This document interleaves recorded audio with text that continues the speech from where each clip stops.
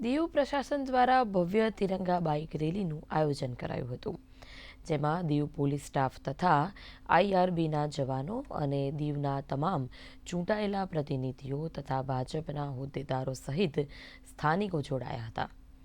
તિરંગા યાત્રા વણાકબારાથી પ્રસ્થાન પામીને દીવ શહેરના મુખ્ય માર્ગો પરથી પસાર થઈને દીવ ખુકરી મેમોરિયલ સમાપ્ત થઈ હતી.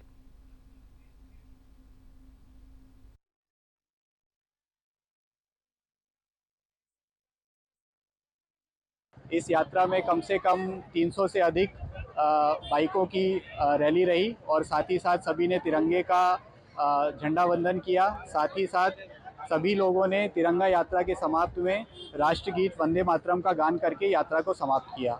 तिरंगा यात्रा तिरंगे के प्रति हमारा सम्मान, हमारी राष्ट्रभक्ति दिखाना चाहता है और साथ ही साथ इस वर्ष भारत सरकार और हम वंदे मातरम के 150 वर्ष पूरे कर रहे हैं। तो इस साल का जो हर घर तिरंगा का जो उद्देश्य है वो वंदे मातरम के 150 वर्ष और राष्ट्रगीत का हर जगह पे गान हो, ये हमारा उद्देश्य है।